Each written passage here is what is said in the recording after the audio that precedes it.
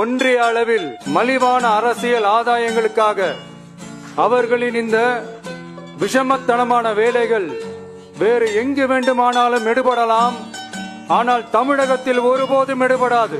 Dialogue எழுதி கொடுத்து ரூம்ல படிக்கிறத வெளிப்படையா படிக்கிறாரு. இப்ப அவர் வேன்ல நின்று விஷயம் பேப்பர் பார்த்து தான் படிச்சாரு. அண்ணா அவரோட பழக்கம் அது. ஓ, அப்படி ஒரு வியாதி அவனுக்கு.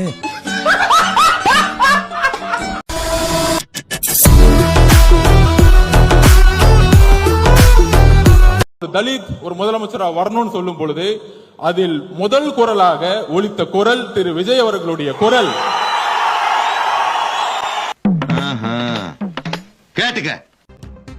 முதல்வர் வேட்பாளராக விஜயை முன்மொழிந்து தாவைக்கவின் செயற்குழு கூட்டத்தில் தீர்மானம் நிறைவேற்றப்பட்டிருக்கிறது. சீஃப் மினிஸ்டர் தான் அவ்வளவு சீப்பா போயிடுச்சுல. நினைச்சவன் எல்லாம் சிஎம், யார் வேணும்னாலும் முதலமைச்சரா இல்ல. எப்பேற்பட்ட பதவி, எவ்வளவு பெரிய பொறுப்பு. இப்ப என்ன நடந்துச்சு? ஏன் அவனை போட்டி போட்டு அடிக்கிறீங்க? நீ ஒரு டுபாக்கூரு, உன்னை நம்பாதேன்னு இவங்கிட்ட எத்தனை தடவை சொன்னேன். இவன் தான் ஏற்காம உங்ககிட்ட தான் ஜோசியம் பார்க்கணும்னு சொன்னான். அதனாலதான் உன்னை டச் பண்ணேன். உங்களை நேர்ல சந்திச்சு முறையிடுற நிலைமை உண்டாகும். தயாரா இருக்கேன். நான் ஃபேஸ் பண்ண தயாரா இருக்கேன்.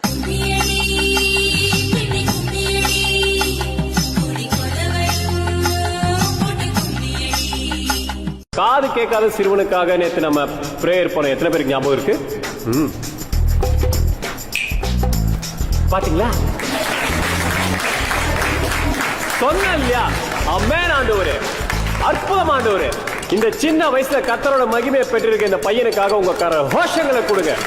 அமேன் ஆண்டவரே. தம்பி கைத்திருப்பா. இன்னும் இங்க நிறைய அதிசயங்கள் நடக்க போகுது, நிறைய அதிசயங்கள் நடக்க போகுது நமக்காக. ஆமென் ஆண்டவரே, ஆமென் ஆண்டவரே. கட்சி கிச்சிலாம் ஆரம்பிச்சு வச்சிருக்கிற, ஒரு போராட்டம் கூட பண்ண தெரியாதா? அனிலா ஏய், என்ன அனில் கிணிலுங்கிற? அதாவது நம்ம தமிழ்நாடு வெற்றி கழகத்தோட தலைவர் என்ன பண்றாரு, கடந்த மார்ச் மாசம் பொதுக்குழுவை கூட்டினாரு. அதோட அப்ஸ்காண்ட் ஆனவர் தான். அப்புறம் வீட்டுக்குள்ள இருந்தே ஒர்க் ஃப்ரம் ஹோம் பார்த்துட்டு மக்களை சந்திக்காம கட்சிக்குள்ள பல சண்டையை மூட்டி விட்டு கட்சிக்குள்ளேயும் சண்டை போடுறானுங்க, அதையும் கண்டுக்காம அவர் பாட்டுக்கு இஷ்டத்துக்கு வாழ்ந்துட்டே இருந்தாரு. திடீர்னு பார்த்தா நாங்க தாவைக்காவோட செயற்குழுவை கூட்ட போறோம் அப்படின்னு சொல்லியிருக்காரு. ஜூலை 4ஆம் தேதி. தமிழ்நாட்டுல எவ்வளவோ பிரச்சனை நடந்திருக்கு, இந்தியாவில எவ்வளவோ பிரச்சனை நடந்திருக்கு. இது எதை பத்தியுமே கவலைப்படாம திடீர்னு ஒரு நாள் நான் அரசியல் பண்ண போறேன் அப்படின்னு நிக்கிறாரு. என் பையன் சரியில்லை, அரசியல் அது இதுன்னு சுத்திக்கிட்டு இருக்கான். கண்ட சல்லி பயில சாவகாசம் வேற. சின்ன பிள்ளை கூட வரக்கூடாதுன்னு சொன்னேன், கேட்டியாடா? போடா. 3 மாச கேப்ல என்னென்னமோ நடந்துருச்சு. 17 வருஷம் கழிச்சு ஆர்சிபி கப்பு ஜெயிச்சிருக்குது, கோலி ரிட்டையர் ஆயிட்டாரு, ரோஹித் ரிட்டையர் ஆயிட்டாரு, கில்லு கேப்டன் ஆயிட்டாரு. இவ்வளவு விஷயம் நடந்தும் இவர் எதுவுமே கண்டுக்கல. இதுக்காட்டில இந்தியா பாகிஸ்தான் வாரு, இஸ்ரேல் பாலஸ்தீன் வாரு, இஸ்ரேல் ஈரான் வார் வரைக்கும் எல்லாம் நடந்து முடிஞ்சிருச்சு.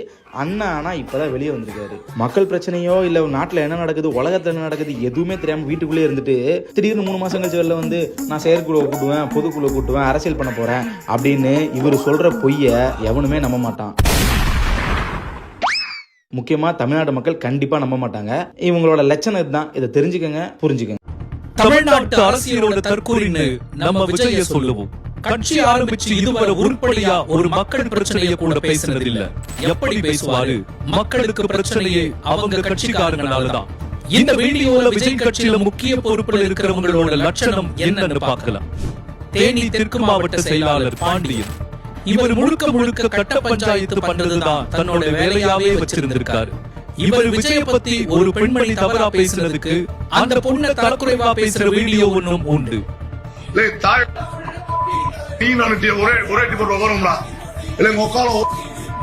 சரியான ஆம்பளை ஒரு அப்பனுக்கு ஒரு ஆத்தல் மறந்து நீ வாடா, நீயா நானும் பேசிக்கா, எங்கடா வர எப்படா வர சொல்றான். அடுத்து யாருன்னா திருவள்ளூர் மத்திய மாவட்ட தாவேக துணை செயலாளர் சதீஷ். பகுஜன் சமாஜ் கட்சி தலைவர் ஆம்ஸ்ட்ராங் கொலை செய்யப்பட்ட வழக்குல முக்கிய குற்றவாளியான இளங்கோவன் கூடவும் இவருக்கு நெருங்கிய தொடர்பு உண்டு. அடுத்ததா நாம பார்க்க போறது காஞ்சிபுரம் மாவட்ட தாவேக செயலாளர் SP தென்னரசு. ரியல் எஸ்டேட் தொழில் பார்க்கிறதா சொல்லுற இவர் மேல ஏகப்பட்ட வழக்குகள் இருக்கு. கூடுவாஞ்சேரி பகுதியைச் சேர்ந்த விஜய் ரசிகர் மன்ற தலைவரான ரவி கொலை செய்யப்பட்ட வழக்குல தென்னரசுதான் முக்கிய குற்றவாளி. அடுத்து நாம பார்க்க போறது மதுரை வடக்கு மாவட்ட தாவைக்க செயலாளரான கல்லணை. மதுரை சோழவந்தான் அலங்காநல்லூர் பகுதிகளில் ரியல் எஸ்டேட் மோசடி செஞ்சதா இவர் மேல ஏகப்பட்ட வழக்குகள் இருக்கு. அடுத்து நாம பார்க்க போறது மதுரை தெற்கு மாவட்ட செயலாளரா இருக்கிற தங்கபாண்டி. இவரு மதுரை செல்லூர்ல 20 வருஷத்துக்கு மேல பைனான்ஸ் பண்ணிட்டு வராரு. செல்லூர் பகுதியில 20க்கும் மேற்பட்டவங்க இவரால வீடு இழந்திருக்காங்க. தமிழ்நாட்டை நாம காப்பாத்த வேண்டியதே தாவேக்க மற்றும் விஜய் கிட்ட இருந்துதான். இந்த ரவுடிகளை வச்சுதான் தாவேக்க செயற்குழுவை கூட்டி முக்கியமான தீர்மானம்லாம் நிறைவேற்ற போறாங்களாம். இவருங்க லட்சணமே இப்படி இருக்குன்னா இவனுங்க கட்சியோட லட்சணம் எப்படி இருக்கும்? இவருங்க மட்டும் இல்ல, இன்னும் ஏகப்பட்ட ரவுடிகளுக்கு தாவேக்கால பொறுப்பு வழங்கப்பட்டிருக்கு. அவங்களாம் யாரு என்னன்னு நாம அடுத்த வீடியோல பார்ப்போம். ஐயோ, ஒரு பைத்தியக்கார பைலட் மாட்டிக்கிட்டு படுற பாடு. சரி சரி சரி, என்ன ரொம்ப திட்டவும் முடியல. ஒரு அளவுக்கு மேலே வேணா வேற ஏதாவது வார்த்தையை பேசி விட்டுருமோன்னு வேற பயமா இருக்கு. பயமா இருக்கு. ஐயோ, இப்படி ஒரு பைத்தியக்கார கூட்டத்திட்ட இன்னொன்று. ஊழல் ஒழிப்பு பத்தி உங்க தலைவர் பேசுறாரு. ஆனா ஊழல் வழக்கில் தண்டிக்கப்பட்ட கட்சியான அதிமுகவை இது வரைக்கும் ஏன் உங்க தலைவர் விமர்சிக்கவே இல்லை? ரசாயன கெமிக்கல் கால வராதப்பா. பாஜக ஆரம்பிச்சுதானே தாவேக கட்சி திமுகவை விமர்சிக்கிறதுல பாதி அளவுக்கு கூட பாஜகவை விமர்சிக்கிறது இல்லையே, ஏன்? சொல்லுவாங்க, சொல்ல சொல்லி இருக்கோம். என் தம்பி எல்லா கேமராவும் ஓடிக்கிட்டு இருக்கு. ஆமா, எல்லாம் தான் ஓடுது. சரி சரி, அடுத்த கேள்வி கேளுங்க. அடுத்த கேள்வி. நீங்க இத்தனை கட்சி மாறி வந்திருக்கீங்களே, உங்ககிட்ட எந்த கொள்கை இல்லாதனாலதான் உங்களை துரத்தி விட்டாங்களா? வேற ஞாபகப்படுத்திட்டீங்க. நெஞ்சமெல்லாம் பொண்ணா இருக்கு தம்பி, மறக்க முடியல. அவ்வளவுதான், நம்மள முடிச்சு விட்டீங்க போ.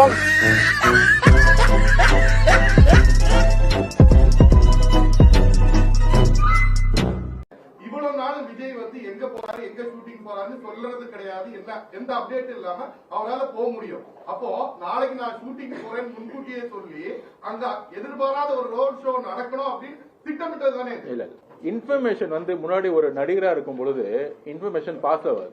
ஆனால் இவர் போற விஷயம் யாரால லீக் பண்ணப்படும்? திமுகவுடைய இன்டெலிஜென்ஸ் மூலமா லீக் பண்ணப்படுது.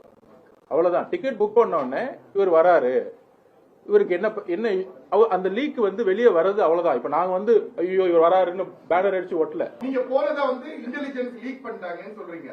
இன்னமும் நான் சொல்லக்கூடாது, போஸ்ட் ப்ரொடக்ஷன் வேலை நடந்துட்டு இருக்கு. சென்னையில அவர் எங்க வராரு போறாரு, அந்த ஷூட்டிங் முடிச்சு இன்னமும் போயிட்டு இருக்கு. ஏன் அதை வந்து இன்னமும் இன்டெலிஜென்ஸ் அதை மட்டும் பண்ண வேண்டிய அவசியம் என்னவா இருக்கு? அது நீங்க மதுரையில வெளியூர்ல போறாரு, அதை மட்டும் இன்டெலிஜென்ஸ் லீக் பண்ணுது. இப்பவும் விஜய் வந்து தனியா தான் இருக்காரு. நீங்க ஒரு குற்றச்சாட்டை சொல்லும் போது அப்ப எல்லாத்தையும் தானே லீக் பண்ணணும். அதை மட்டும் தனியா லீக் பண்ண வேண்டிய அவசியம் என்னவா இருக்கும்? அது அவங்க கிட்ட தான். அவருக்கு என்ன சார் தெரியும்? அவருக்கு என்ன தெரியும்? உள்கை சக்கா இப்படி இப்படி போட்டுன்னு தான் செஞ்சாரு. அவருக்கு என்ன தெரியும்? நடிக்க மட்டும் கத்துக்கலாம். நடிப்புல மட்டும் முன்னேற்றமா இருந்து நடிச்சுன்னு நல்லது செஞ்சா போதும். மத்த நாள் இது நீ கட்சி பத்தி என்ன தெரியும்? விஜய்க்கு அரசியல் தெரியல, தெரியாது சார். அரசியல் பத்தி தெரியாது. என்ன தெரியும்? அரசியல்ல இருந்து ஊறி நல்லா படிச்சு நல்ல நாலேஜ் உள்ள இவர் விஜய் வந்து என்ன செஞ்சிருவாரு? அவர் பண்ணிடுவாரா? பெண்கள் மத்தியில விஜய்க்கு நல்ல செல்வாக்கு இருக்குங்களா சொல்றாங்க. நீங்க அதெல்லாம் சார் சொல்லிக்கலாம். ஆனா மகளிர்ல வந்து எங்க மகளிர் குழுல மொத்த பேரும் வந்து கேட்டாங்கனாக்கா அரசியல்ல ஓட்டு போடணும், ஜெயிக்கணும் அப்படின்னு ஒரு இது எடுத்தாங்கனாக்கா டிஎம்கேக்கு தான் ஓட்டு போடுவாங்க. சீமான் பத்தி என்ன நினைக்கிறீங்க? சீமான் ஒண்ணும் கிடையாது சார். அவனும் டம்மி பீஸ். அவன் கூட வேஸ்ட், சீமான் கூட வேஸ்ட். சும்மா சார் இந்த நடிக்கிறவங்க பேசுறவங்க அதிகமா பேசுறவங்க இவங்க எல்லாம் வந்து அரசியல்ல செயல்படவே முடியாது. ஏடிஎம்கேன்றதே மறந்துட்டோம். ஏடிஎம்கே கட்சின்றதே மக்கள் மொத்த பேரும் மறந்துட்டாங்க சார். முன்னாடி எல்லாம் அந்த காலத்துல பண்ணையாருங்க தான் பதவியில இருப்பாங்க. இப்ப கொஞ்சம் உள்டா மாறிடுச்சு. பதவியில இருக்கிறவங்க எல்லாம் பண்ணையாரா மாறிடுறாங்க.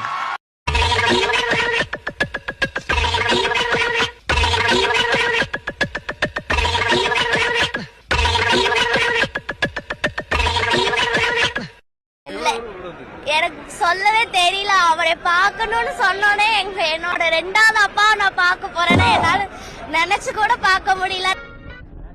என்ன ரெட்டலை காமிக்கிற?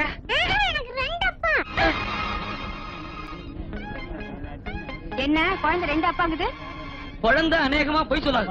ஆமா, இதுல ஏதோ விவகாரம் இருக்குது.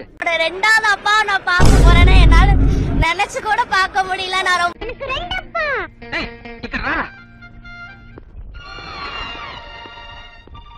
ஏண்டா உனக்கு நான் ஒரு அப்பா தானே, எதுக்கு நான் 2 அப்பான்னு சொல்றேன்?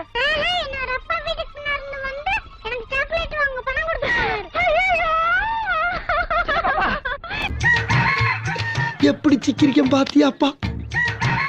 பாத்தீங்களா திருதுன்னு முடிக்கிறான். இப்படித்தான் வர்றவங்க எல்லாத்தையும் ஏமாத்திக்கிட்டு இருக்கான். இன்னைக்கு ஒரு 1 ஹவர்ல நாங்க லேண்ட் ஆகி ஒரு 1 ஹவர்ல நாங்க லேண்ட் ஆகி அவங்க எல்லாருமே பார்த்துட்டு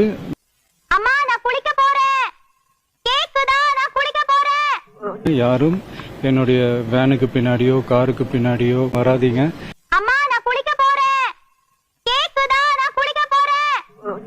யாரும் என்னுடைய வேனுக்கு பின்னாடியோ காருக்கு பின்னாடியோ வராதீங்க. என்னப்பா நான் எத்துது? தண்ணி வைங்கப்பா. தண்ணி எல்லாம் வச்சா அன்னைக்கு 13 உசுர பறி கொடுத்து துடிச்சிட்டு இருந்த நேரத்துல யாராவது ஒருத்தர் நமக்காக குரல் கொடுத்துட மாட்டாங்களா?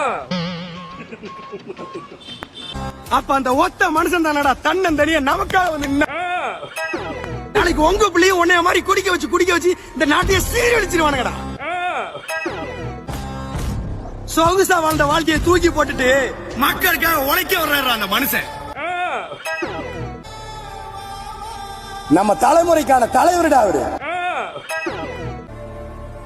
வாடன்பா, இந்த தலைமுறையாவது நல்லா வாழட்டும். இதுக்கு முன்னாடி நிறைய பேர் வந்திருக்கலாம், போயிருக்கலாம், நிறைய பொய்களை சொல்லியிருக்கலாம், மக்களை ஏமாத்திருக்கலாம், இதெல்லாம் பண்ணி ஆட்சியை பிடிச்சிருக்கலாம். அதெல்லாம் பழைய கதை, அதுக்கெல்லாம் நான் இங்க வரல. இனிமே அதெல்லாம் நடக்காது, நடக்க விட போறதும் கிடையாது. பொய் சொல்லி மக்களை இனிமே ஏமாத்த முடியாது, இனிமே ஆட்சி அமைக்க முடியாது அப்படின்னு சொல்றதை எப்படி புரிஞ்சுக்கலாம்? அது விஜய்க்கும் பொருந்தும். ஓகே, 2 பேரும் சரியில்லைன்னு சொல்லிட்டு அதிமுகவோட மறைமுகமா பேச்சு நடத்துனீங்களே, அது பொய்யா உண்மையா? மிக நேர்மையான செயலா? பொய் பிரிவு பாதுகாப்பு கேட்டு வாங்குனீங்களே, என்ன நடந்ததுன்னு கேட்டு வாங்குனீங்க, யார் மூலமா வாங்குனீங்க சொல்லுங்க. கூட்டணியில மட்டும் நேர்மையா நடந்துக்கங்க, ஆட்சி நடந்தா மட்டும் உண்மை. முதல்ல தனி மனிதனா நீங்க நேர்மையா நடந்துக்கணும். அது மாதிரிதான் நீங்க முதல்ல நேர்மையா நடந்துக்கிட்டீங்களா? நீங்க 2 பேரும் சரியில்லைன்னு சொல்லிட்டு அதிமுக எதுக்காக பேச்சு நடத்துனீங்க? மறுங்க, நான் எந்த காலத்திலும் பேச்சு நடத்தவில்லை, அவர்களும் என்னிடம் பேச்சு நடத்தவில்லை சொல்ல முடியுமா? அப்ப மேடையில பொய் சொல்லாதீங்க. அவருக்கும் சேர்த்துதான் இது பொருந்தும். பொய் சொல்லி எதுவும் சாதிக்க முடியாது. என்ன இந்த பக்கம் தனியா வந்திருக்க? உன்ன பாக்கத்தான் காலையில இருந்து ஊரு பூரா தேடிக்கிட்டு இருக்க. தலைவனுடைய முகத்தை பாருங்கப்பா, முதல்ல எங்க தலைவனின் சிரிப்பா பாருங்க. தலைவர் காலை பார்த்தாலே 2000 நாள் பார்ப்போம், தலைவர் 2 லட்சம் தடவை பார்ப்போம். அணை போட்டு ஆத்த வேணும்னா தடுக்கலாம், சூத்த தடுக்க முடியாது.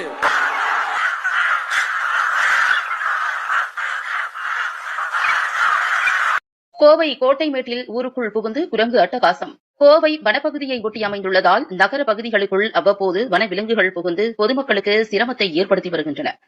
மேலும் அவ்வப்போது குரங்குகள் கோவை வீதிகளுக்குள் புகுந்து அங்கும் இங்கும் தாவி பொதுமக்களுக்கு பீதியை ஏற்படுத்தி வருகின்றன.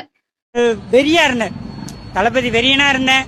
அது வெறி அரசியல் வேறு, சினிமா துறை வேறு. ஒரு ரசிகர் மன்றத்திலிருந்து கல்யாணம் பண்ணி வைப்பாங்க, சரிங்களா? விஜய் ரசிகர் மன்றத்திலிருந்து கல்யாணம் பண்ணி வைப்பாங்க. அப்ப அந்த கட்சியில இருக்க அந்த ரசிகர் மன்றத்துக்குள்ள இருக்கவங்களே அவங்க பொண்டாட்டியே கூட்டு வந்து தாலியை கட்டிட்டு அந்த 2 கிராம் நகையை வாங்கிட்டு போவாங்க. அப்பயே அப்ப அவர் விஜய் ரசிகர், விஜய் நல்லவனா இருக்கலாம், ஆனா அவர் பின்னாடி இருக்கவங்க நல்லவங்களா கெட்டவங்களான்னு பார்க்கணும்ல. அதை நீங்க ஏன் பார்க்க மாட்டீங்க? விஜய் ரசிகர் மன்றத்தில் இருக்க ஒவ்வொரு ஆளும் நல்லவனா கிடையாது. அதுல இருக்க மேல இருக்கவன் வந்து எல்லாமே ஊழல் தான் பண்றாங்க, சரிங்களா? அவன் தன்னோட பொண்டாட்டியை கூப்பிட்டு வந்து 2 கிராம் தங்கத்துக்கு, வெறும் 2 கிராம் தங்கத்துக்கு, அப்ப 2 கிராம் தங்கத்துக்கு அவன் பொண்டாட்டியை கூப்பிட்டு வந்து தாலி கட்டினவங்க இப்ப அரசியலுக்குள்ள வந்துட்டாங்கன்னா என்னென்ன ஊழல் பண்ணுவாங்க சொல்லுங்க? மானம் கெட்ட அயோக்கிய பள்ளிலாம், குழப்பத்தை புழுத்த வழியலாம், 4 பேர்த்த மூத்திரத்தை வாங்கி மடக்கு குடிக்க வேண்டியதானே? அவன் இருந்து போன நாட்டாரியை கட்டி பிடிச்சி படம் எடுத்துக்கிட்டு இருக்கே. இத பாக்குறவன், உலகத்துல பாக்குறவன் இந்த இனக்கூட்டத்தை கேடுகட்ட இனம் நினைக்க மாட்டானா? சொல்லுங்க. மானமும் வீரமும் உயிரென்று வாழ்ந்த ஒரு இனக்கூட்டம் இப்படி மானம் கட்டு போய் அவர் இருந்து எந்திரிச்சு போயிட்டாரு. அந்த உதல போய் உட்கார்ந்து படம் எடுத்துட்டு வருது. பைத்தியக்கார கூட்டம் நினைக்க மாட்டானாடா? ஒரு இனம் கேளிக்கைகளிலும் பொழுதுபோக்கிலும் அதிக நாட்டம் கொண்ட ஒரு இன மக்களை புரட்சிக்கு தயார் செய்ய முடியாது.